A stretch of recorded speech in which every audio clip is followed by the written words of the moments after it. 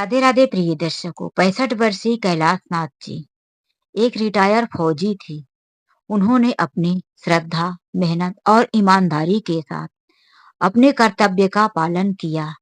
लेकिन 65 वर्ष की उम्र में उन्हें एक ऐसा कलंक लग गया कि वह खुद से बर्दाश्त नहीं कर पाए। उनके साथ यह कलंक जोड़ दिया गया कि उनका उनके बहू के साथ अवैध संबंध है। इस कलंक को अपने सिर से हटाने के लिए उन्होंने अपने परिवार के साथ ऐसा कुछ किया कि जानकर रूह कांप जाएगी।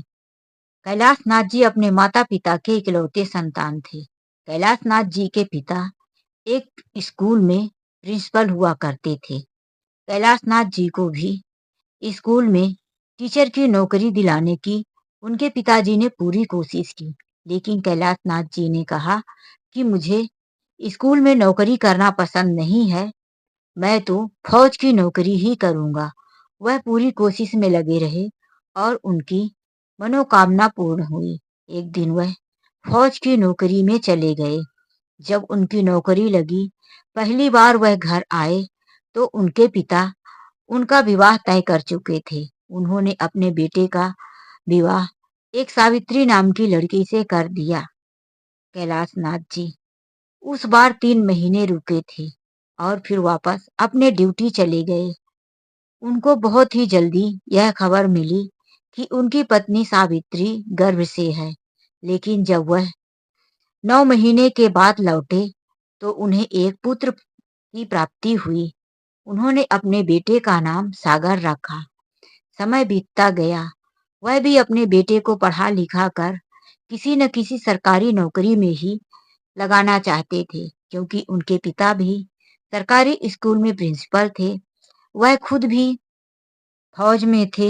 इसीलिए उन्होंने अपने बेटे की परवरिश और पढ़ाई लिखाई में कोई कमी नहीं छोड़ी। समय के साथ साथ उनके माता पिता इस दुनिया से चल बसे। अब सारी जिम्मेदारी कैलाश नाथ जी की पत्नी सावित्री जी पर घर की आ गई थी। सावित्री जी अपने बेटे सागर का ध्यान रखती। कैलाश नाथ जी साल के 9 महीने तो ड्यूटी पर ही रहते थे। साल भर में उन्हें वही 2-4 महीने की छुट्टी मिला करती थी। लेकिन उस 2-4 महीने में वह बहुत ही ज्यादा खुशियों का पल अपने परिवार के साथ जिया करते थे। आज उनका बेटा सागर भी 25 साल का हो चुका था। उन्होंने अपने बेटे की शादी अपने ही एक दोस्त की बेटी से करवा दिया, जिसका नाम मधु था। मधु भी अभी 24 साल की थी।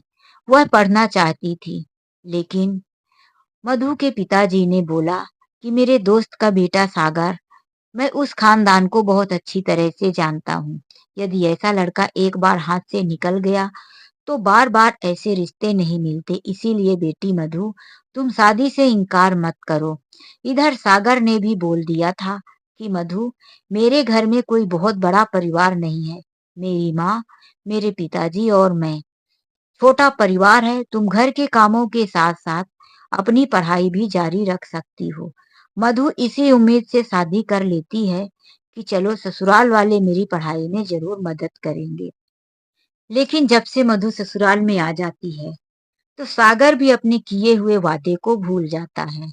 मधु एक आदर्श बहू बनकर घर गृहस्थी के सारे काम संभाल लेती है और वह अपने मन में यह लिए रहती है कि मैं किसी न किसी दिन सागर से बात करूंगी कि मुझे आगे की पढ़ाई के लिए तैयारी करना है। यह बात मधु अपने पति से कह पाती उससे पहले उसे पता चल गया कि वह मां बनने वाली है। एक तरफ तो बड़ी खुशी की बात थी, दूसरी तरफ वह मायूस भी थी कि उसके सपने अधूरे रह गए। यही बात जब उसकी सास को पता चली तो मधु की सास बहुत खुश हुई कि अब मेरे घर में बेटा पैदा होगा। वह तो बेटे की खुशी में तरह तरह के सपने सजाने लगी, लेकिन अपनी बहू का अपनी बहू का जरा भी ध्यान नहीं रखती थी। एक दिन सुबह का नाश्ता बनाने के बाद, दोपहर खाने की तैयारी करने के बाद मधु सोची कि थोड़ा सा कमरे में जाके आराम कर लेती हूँ। अभी तो सागर भी बाहर गए हैं और बाबूजी और माँ को भी चाय नाश्ता दे दिया है।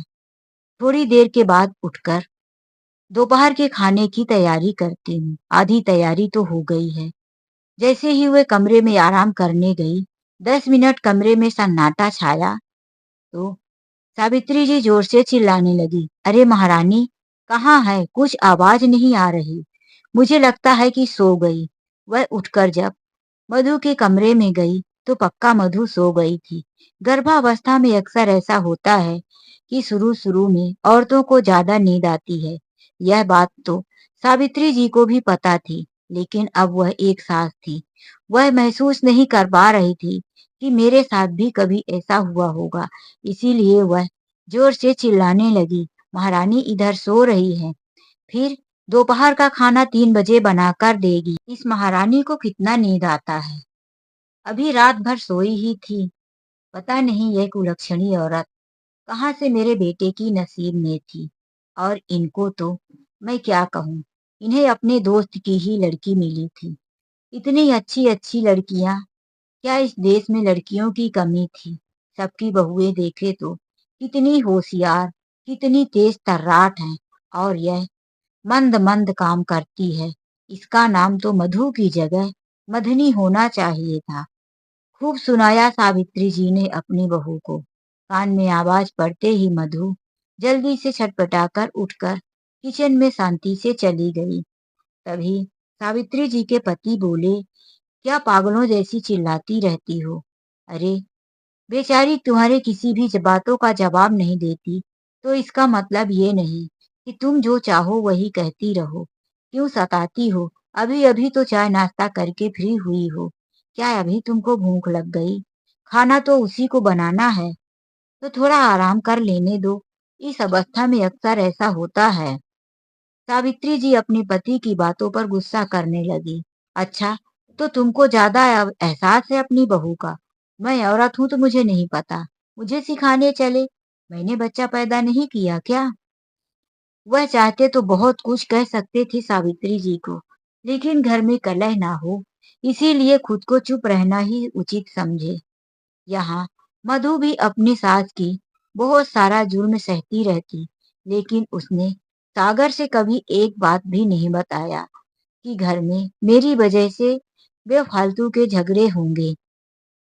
यह सब ससुर को भी अच्छे से पता था, लेकिन वह नसीब वाले समझते थे कि ऐसी बहू मिली है जो घर को अभी तक संभाल कर रखी है। समय जल्दी बीतता गया। मधु अब 9वें महीने गर्भ से थी। एक दिन उसकी सास ने बोला, अरे महारानी, रोज रोज पोहा बनाती रहेगी। आज मैं पोहा नहीं खाऊंगी, जा नाश्ते में जल्दी से पकौड़ियाँ बनाकर ला। सागर भी आता ही होगा, और चाय भी लाना। मधु जब चाय और पकौड़ी बनाकर अपनी सास को देने के लिए थाल में लेकर आई और जैसे ही झुककर उसने टेबल पर रखा कि उसके पेट में जोर से दर्द हुआ। वह उल्टे पांव किचन में आई और वहीं संभाल कर बैठ गई। चाय लेकर नहीं गई तो सास चिल्लाने लगी, अरे चाय लेकर क्यों नहीं आई? कितना टाइम लग रहा है तुझे चाय बनाने में? कहाँ गई? सुनती क्यों नहीं? मुझे तो लग रहा है कि यह महारानी पकौड़ी देकर सो गई। तभी फिर से सागर के पिताजी बोले, तुमको हो क्या गया है? तुम इस तरह से बातें करती रहोगी, यदि किसी दिन बहू ने तुमको जवाब देना शुरू कर दिया तो तुम्हारा क्या होगा? सावित्री जी कहने लगी, हाँ हाँ, तुम सिखा दो। तुम तो यही चाहते हो कि तुम्हारी बहू मुझसे जबान लड़ाए और मुझे जवाब दे। जब वह किचन में देखने गई तो देखा कि मधु वहीं बैठी हुई थी। वह उसके पास जाकर उसे और कुछ बोलना ही चाहती थी, तो मधु ने ही बोल दिया, माँ जी, चाय चढ़ी हुई है। हिम्मत नहीं हो रही है, बहुत जोरों का दर्द हो रहा है। यह बात सागर आते आते किचन में सुन लिया, तो वह तुरंत किचन में गया और बोला, अरे तुमको दर्द हो रहा है तो तुमने बताया क्यों नहीं? वह जल्दी से अपनी कार में पत्नी को बिठाया और लेकर हॉस्पिटल पहुंच गया। उसके माता पिता भी साथ ही थे। लेबर वार्ड में जब 2 घंटे के बाद डॉक्टर बाहर आए तो कहते हैं, बधाई हो, आपके घर लक्ष्मी आई है। यह बातें सुनकर सागर अपने पिताजी के पैर छूकर उनके गले लगने लगा। तो मुंह बनाते हुए सावित्री जी ने कहा, खुश होने की जरूरत नहीं है। लक्ष्मी आई नहीं है, लक्ष्मी गई है। यह तो ढेर सारा दहेज लेकर जाएगी। बेटी ही तो पैदा हुई है, इतना क्या खुश होने की जरूरत है। वह मुंह बनाकर हॉस्पिटल से वापस घर आ गई और फिर घर में मुंह बनाए बैठी रही। 2 दिनों तक मधु को हॉस्पिटल में रखा गया। उसके बाद जब वह छूटकर आई तो अब सावित्री जी का चेहरा देखने लायक था। उन्होंने अपनी बहू के लिए कोई व्यवस्था नहीं किया, बड़े गुस्से में थे। लेकिन ससुर समझाते रहे, क्या हुआ, पहली औलाद बेटी हो या बेटा, अरे भगवान चाहा तो बेटा ही हो जाएगा। क्या हो जाएगा, आते ही घर में बेटी पैदा कर दी। बेटियों से वंश नहीं चलता, वंश तो बेटे से ही चलता है। मैं तो पहले से ही कह रही थी कि इस बहू के लक्षण ठीक नहीं है, इसके कदम ठीक नहीं है, लेकिन तुम मेरी सुनो तब ना। 1 हफ्ते के अंदर ही सागर ने एक खुशखबरी दी कि मेरी अब फौज में नौकरी पक्की हो गई है। वह 2-3 दिन के बाद अपने ट्रेनिंग में जाने वाला है। सागर के चले जाने के बाद सावित्री जी अपनी बहू को बहुत परेशान करने लगी और उस पोती को तो वह बिल्कुल भी पसंद नहीं करती थी। बात बात पर वह रोती तो भी चिल्लाती, इसका मुंह बंद कर, सारी रात रोती है। तू जैसे कुलक्षणी है वैसे तेरी बेटी भी है, सोने नहीं देती। इन सब बातों से मधु बहुत परेशान थी। लेकिन अकेले में उसके ससुर समझाते, बेटा यह तेरा ही घर है और एक दिन तू इस घर की मालकिन होगी। तेरी सास की बातों का बुरा मत मानना, वह बातों से खराब है लेकिन उसका दिल साफ है। मधु समझती थी, इसीलिए वह अपने ससुर के बातों को मानकर उसी घर में पड़ी रही। लेकिन सास आए दिन मधु के साथ बहुत ही बुरा व्यवहार करने लगी। बेटी को 3 महीने हो चुका था। मधु को आईब्रो करवाना था, इसीलिए उसने सोचा कि अपनी बेटी कविता को किसके पास रखकर जाए। फिर उसने कहा, बाबूजी, मुझे थोड़ा ब्यूटी पार्लर में काम है, क्या आप आधे घंटे के लिए कविता को संभाल सकते हैं? तो उसके ससुर ने कहा, ठीक है, अभी तो सो रही है, जब उठेगी तो मैं उसका ध्यान रख लूंगा। वह जाने दिए। लेकिन जब सोकर सास भी उठी तो उसने देखा कि कविता हॉल में टेबल पर खेल रही थी। उसे बहुत गुस्सा आया। उसने टेबल से उतारकर नीचे बैठा दिया और बोला, खबरदार, कहीं भी इस बच्ची को बैठा दिया तो यह गंदा कर देती है। पोता नहीं है जो पूरा दिन छाती में चढ़ाकर रखते हो।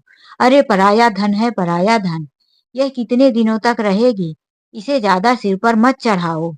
और उसने जोर से बच्ची को नीचे रख दिया। बच्ची को झटका लगा, वह जोर जोर से रोने लगी। आज तो सावित्री जी ने बच्ची को पटक कर हद पार कर दिया था। कैलाश नाथ जी को आज बहुत गुस्सा आया। उन्होंने बड़ी बड़ी आंख दिखाते हुए बोला, सावित्री खबरदार, अगर तूने आज के बाद कभी बच्ची को हाथ भी उठाया, अरे यह हमारे बेटे सागर की बेटी है। तुम किस तरह से पत्थर दिल हो गई हो जो अपनी पोती को इस तरह से पटक दिए। तुम्हें जरा भी तरस नहीं आती अपनी बहू पर? पूरा दिन हम सबकी सेवा करती है, तीसरा महीना चल रहा है, बेटा अपनी ड्यूटी पर गया है, तो तुम्हारा फर्ज बनता है कि तुम अपनी बहू का ध्यान रखो। लेकिन तुम अपनी पोती के साथ इतना बड़ा गलत व्यवहार, यह तो नाबालिग बच्ची है, इसने तुम्हारा क्या बिगाड़ रखा है? सावित्री जी कहने लगी, हाँ हाँ, तुम हो ना ध्यान रखने के लिए, मुझे सब पता है कि तुम बहू का इतना ध्यान क्यों रखते हो। अरे तुम्हारे जैसे ससुर इस दुनिया में हो तो और किसी की जरूरत ही क्या है। तुम दोनों के बीच सिर्फ बहू और ससुर का रिश्ता है या कुछ और चल रहा है, मुझे सब पता है। तुम दोनों के बीच क्या है, बेटा तो है नहीं, पीठ पीछे यह कुलक्षणी औरत क्या गुल खिला रही है। अरे इसने तो मेरा पति भी छीन लिया। आज कैलाश नाथ जी की पत्नी ने हद कर दिया था, बेटी समान बहू के ऊपर इतना गलत आरोप लगा दिया। कैलाश नाथ जी जोर से कुछ बोलना ही चाहे कि उनके सीने में अचानक से दर्द उठा और वह एक हाथ में बच्ची पकड़े हुए सीने को पकड़कर नीचे जमीन पर गिरने ही वाले थे। तभी सावित्री जी पीछे मुड़कर देखी। पहले तो वह बच्ची को पकड़ना नहीं चाहती थी, लेकिन जब उन्होंने देखा कि सोफे का सहारा लेते हुए कैलाश नाथ जी गिरे जा रहे, तो उसने बच्ची को छुड़ाकर वहीं सोफे में रख दिया और कैलाश नाथ जी को संभालते हुए कहने लगी, क्या हुआ? क्या हुआ जी? क्या हुआ? बोलो, कुछ तो बोलो। लेकिन अब तक कैलाश नाथ जी बेहोश हो चुके थे। इतने में उनकी बहू भी घर पर आ गई। वह इस तरह से ससुर को बेहोश देखकर घबरा गई, लेकिन वह करती भी क्या? अब तो सागर भी अभी घर पर नहीं था। मधु को कार चलाना आता था। सागर की कार घर में ही थी, इसीलिए वह जल्दी से कार का गेट खोलकर अपने बाबूजी को सहारा देते हुए सास के साथ बीच वाली सीट पर लेटा लिया और अपनी बेटी को भी आगे सीट बेल्ट लगाकर बैठा लिया और खुद ही कार चलाकर हॉस्पिटल पहुंच गई। जब उनका 2 घंटे चेकअप और दवाइयों के बाद थोड़ा सा राहत हुआ, तो डॉक्टर ने कहा अगर लाने में थोड़ी सी भी देर हो जाती तो कैलाश नाथ जी को बचा पाना मुश्किल था। आज आपकी बहू की समझदारी की वजह से कैलाश नाथ जी की जान बच गई है। लेकिन अभी इस बात का ध्यान रखना है कि कभी भी कैलाश नाथ जी को किसी भी चीज का टेंशन नहीं देना है, उन्हें परेशान नहीं करना है। यह पहला हार्ट अटैक है, इसीलिए जरा संभाल कर रखिएगा। यह बात डॉक्टर ने सावित्री जी से ही कहा था। वहीं पर मधु भी थी, तो उसने भी सुना। सावित्री जी जब पति को घर पर लेकर आई, तो अब वह कैलाश नाथ जी के सामने थोड़ा शांत रहने लगी थी, लेकिन उनके पीठ पीछे बहू के साथ वह उसी तरह से व्यवहार करती थी। उन्हें लगता था कि मेरे व्यवहार का पता मेरे पति को नहीं चलेगा। इसी बीच एक दिन फोन आया कि सागर आने वाला है। यह बात उन्होंने मधु से नहीं बताया। जब कैलाश नाथ जी ने कहा कि तुम बताने क्यों नहीं दे रही हो, तो सावित्री ने बोला, अरे मैं तो बहू को सरप्राइज देना चाहती हूँ। जब अचानक से वह घर आएगा तो उसके चेहरे की खुशियां देखना चाहती हूँ। कैलाश नाथ जी सोचे कि शायद मेरी पत्नी अब सुधर गई है, इसीलिए वह इस तरह से व्यवहार कर रही है। लेकिन जब एक दिन बचा था, तो उसने अपने बहू से कहा कि तू अपनी बेटी को ले और मायके चली जा। तेरे मायके वालों का फोन आया था, तो साथ में कोई जाने वाला नहीं है, तू अकेले ही चली जा। यह बात सुनकर मधु बहुत खुश हुई। उसे सच में लगा कि शायद मेरे पापा ने फोन किए होंगे। लेकिन जब घर में सागर आया तो उसने देखा कि उसकी पत्नी घर पर नहीं थी। उसने पूछा, माँ, मधु कहाँ है? तो सास ने बोला, बेटा, तेरी पत्नी तो अपने मायके चली गई।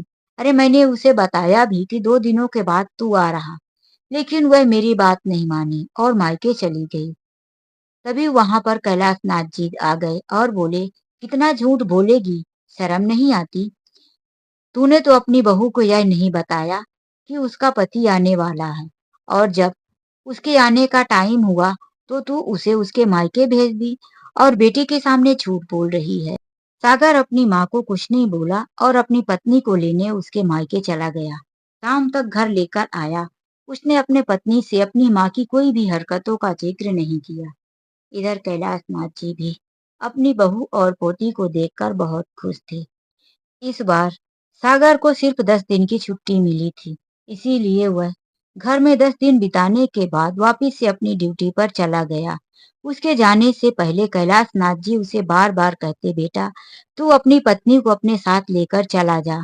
देख, नई नवेली दुल्हन है, तेरी अभी नई शादी हुई है, तेरे साथ रहना ही उसका ठीक है।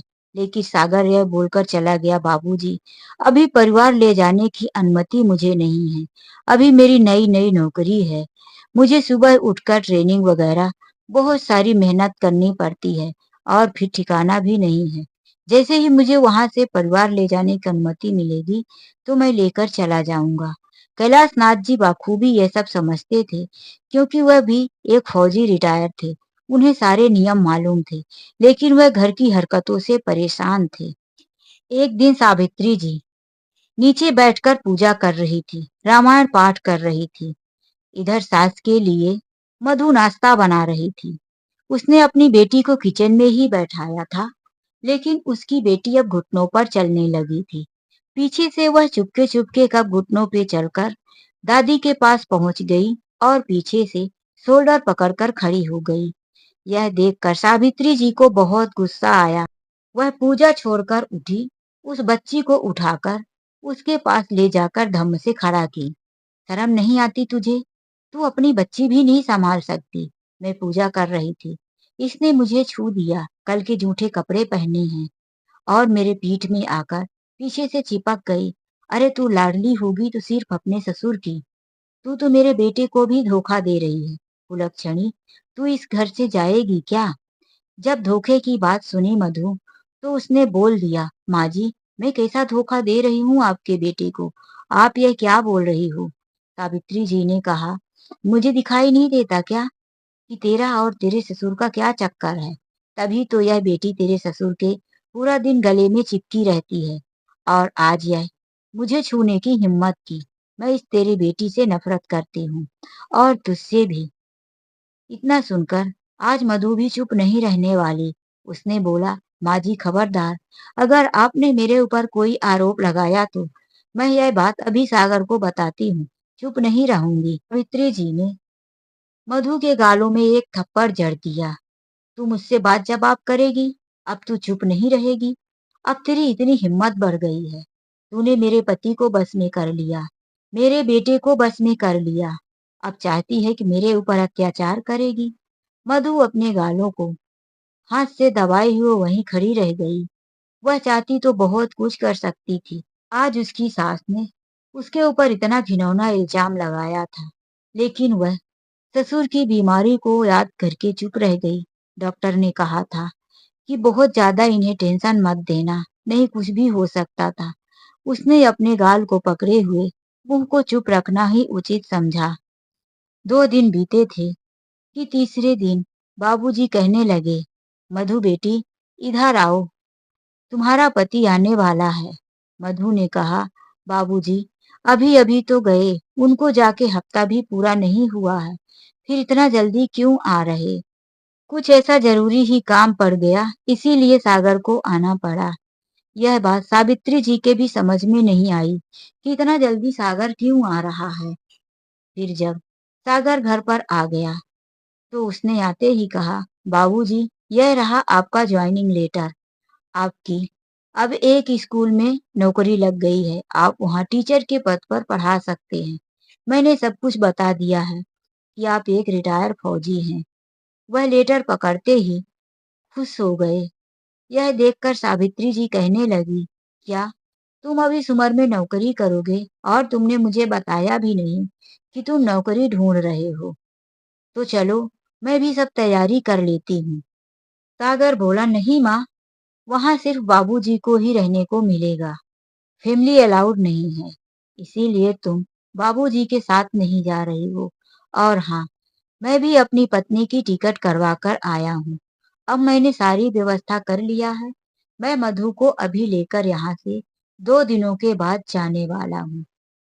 तो सावित्री जी ने कहा, तुम अपनी पत्नी को लेकर जाओगे, तुम्हारे बाबूजी चले जाएंगे, तो क्या अकेले इस घर में मैं रहूंगी? नहीं माँ, आप भी इस घर में नहीं रहोगे। आपका तो कल सुबह का ही तैयारी हो गया है। मैं आपको किसी और जगह लेकर जा रहा हूँ।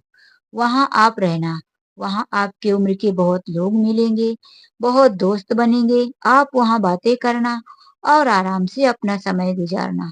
सावित्री जी को कुछ समझ में नहीं आ रहा था कि आखिर ये लोग मुझे कहाँ लेकर जाएंगे। वह सोचते विचारते रह गई। दूसरे दिन सुबह ही सागर कुछ बैग लेकर आया और बोला, चलो माँ, मैंने और मधु ने आपकी सारी पैकिंग कर दी है। चलो, मैं कार स्टार्ट कर रहा हूँ। सावित्री जी कुछ समझ नहीं पाई और वह कार में बैठ गई। उनके साथ साथ उनके पति, बहू और पोती भी आ गए। सबने कहा, चलो यह अंतिम समय है, एक बार माँ को हम लोग वहां तक छोड़ आए। कार में बैठे हुए सावित्री जी कार की विंडो से अपने घर को दुखी नजरों से देखने लगी। यह वही घर है जिसमें सागर का जन्म हुआ। वह शादी करके आई। उनके मन में कई सवाल उथल पुथल कर रहे थे। सागर बोला, देख लो माँ, यह तुम्हारा इस घर से अंतिम है, पता नहीं अब तुम इस घर में कभी लौट भी पाओगी या नहीं।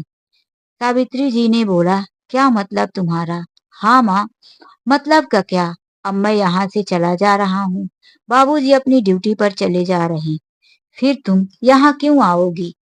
यह सुनकर सावित्री जी को समझ नहीं आ रहा था कि फिर मैं जा कहाँ रही हूँ। वह बड़े उदास चेहरे से कार में बैठी थी।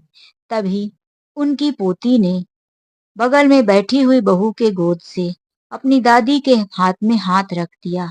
आज आत्मग्लानि की वजह से वह इतना दुखी थी कि अपनी पोती के हाथ को हटाई नहीं और उसे गोद में लेकर अपने गले से लगा ली और कहने लगी, आज के बाद अब मैं तुझे कभी नहीं देखूंगी।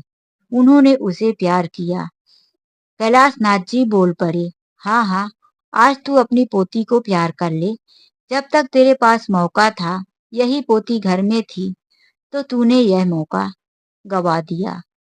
सावित्री जी कुछ समझ नहीं पा रही थी कि अचानक से मेरे घर में क्या हो गया है, मुझे कहाँ लेकर जा रहे, और सब इतना पूरा परिवार बिखर कर अलग क्यों होता जा रहा है। 1 घंटे कार चलने के बाद जब रुकी तो सामने एक बहुत बड़ी बिल्डिंग थी। सामने बिल्डिंग में एक बोर्ड लगा हुआ था, उसमें लिखा था वृद्धा आश्रम। मधु बोल पड़ी, यह तो वृद्धा आश्रम है, क्या मम्मी जी को यहाँ छोड़ने आए हो? यह सुनकर सावित्री जी भी चौंक पड़ी। उन्होंने सामने देखा तो सच में वृद्धा आश्रम था। वह डर और घबराहट से बोली, ये क्या कर रहे हो? मुझे तुम लोग वृद्धा आश्रम क्यों छोड़ रहे हो? अरे मैंने ऐसा क्या कर दिया है? कुछ नहीं माँ, आप वृद्धा आश्रम में बिल्कुल सेफ रहेंगी, वहाँ आपको पूरी आजादी मिलेगी, सागर ने बोला। और वह जल्दी से कार के डिग्गी में से माँ के बैग निकाला और फिर गेट खोला, जिसमें से उसकी पत्नी और माँ भी नीचे उतरकर आ गई। वह आगे आगे माँ का बैग लेकर वृद्धा आश्रम के अंदर पहुंच गया।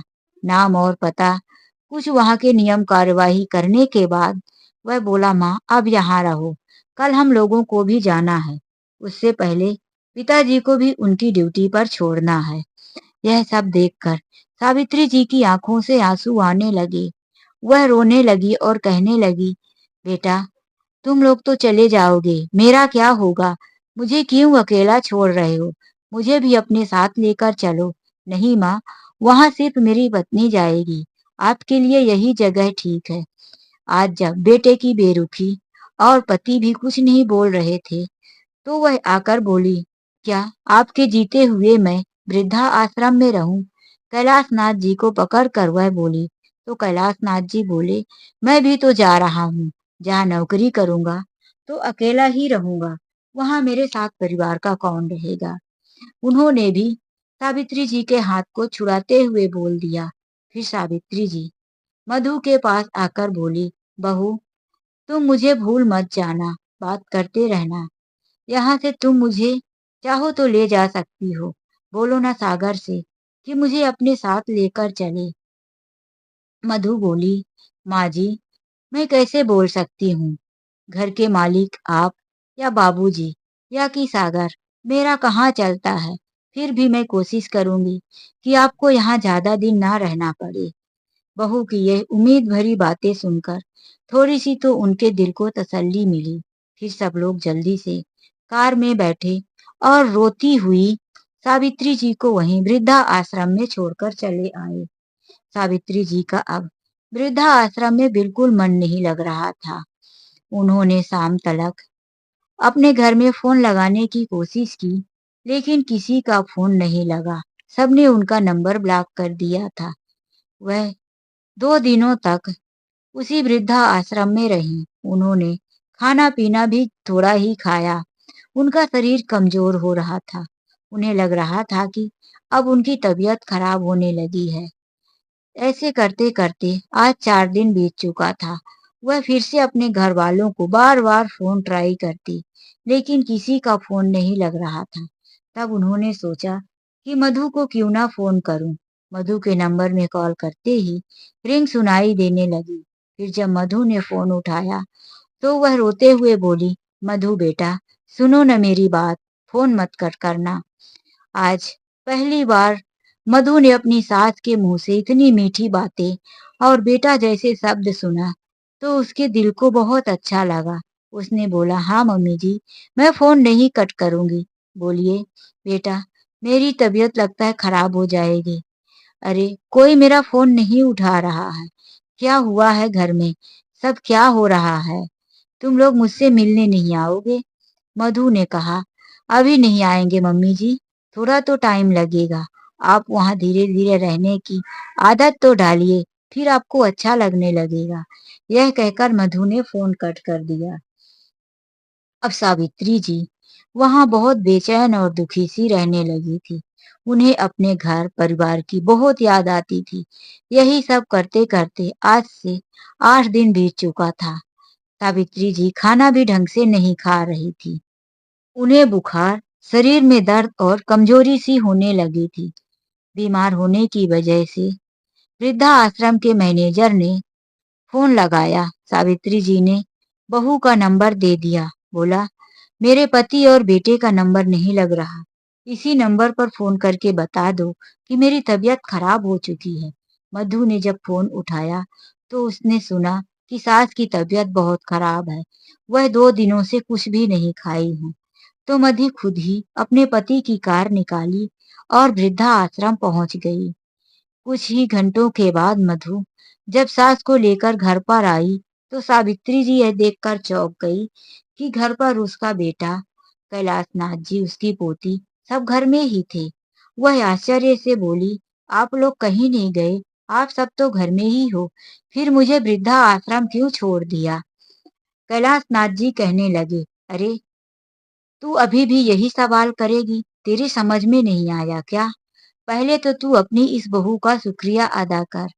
इसे धन्यवाद बोल, जो यह बिना बताए हम लोगों से तुझे लेने वृद्धा आश्रम पहुंच गई और तेरी जैसी सास को वापस घर में लेकर आ गई। तुझे क्या लगता है कि जो तू कर रही थी वह किसी को नहीं पता?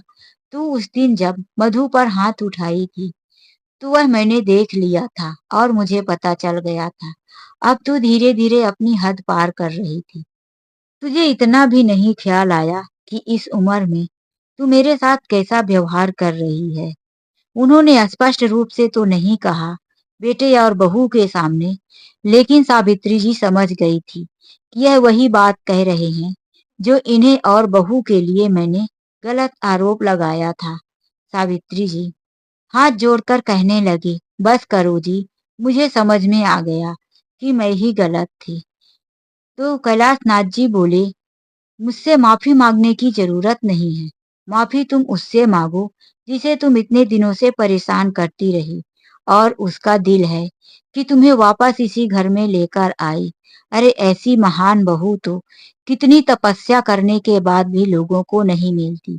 हम कितने भाग्यशाली हैं जो इतने बड़े दिल वाली बहू मिली है। क्या तुम्हारा दिल इतना बड़ा है? आज सावित्री जी अपने किए पर बहुत पछता रही थी। वह झुककर अपनी बहू के पैरों पर गिरने ही वाली थी कि मधु ने उन्हें उठा लिया और गले से लगा लिया। बोला, माँ जी, आप मुझे बेटी स्वीकार कर लें, इससे बड़ी खुशी मेरे लिए कुछ नहीं है। सावित्री जी आगे बढ़कर मधु को गले से लगा लिया और वहीं नीचे बैठी हुई अपनी पोती को उठा लिया। उन्हें ऐसा लग रहा था कि वह अपनी पोती को पहली बार देख रही हैं, क्योंकि आज उनके देखने का नजरिया बदल चुका था। वह पोती को हाँ गोद में लिए हुए कैलाश नाथ जी से भी माफी मांगने लगी कि मुझे माफ कर दो, मुझे मेरी गलती का एहसास हो गया है।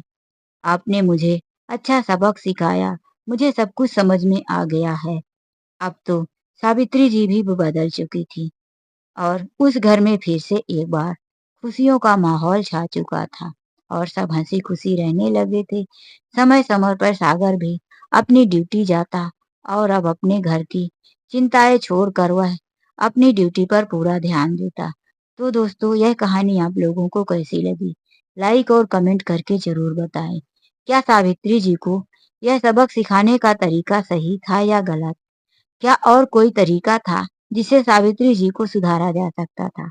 यदि कोई और तरीका आप लोगों के दिमाग में है तो कमेंट करके जरूर बताएं।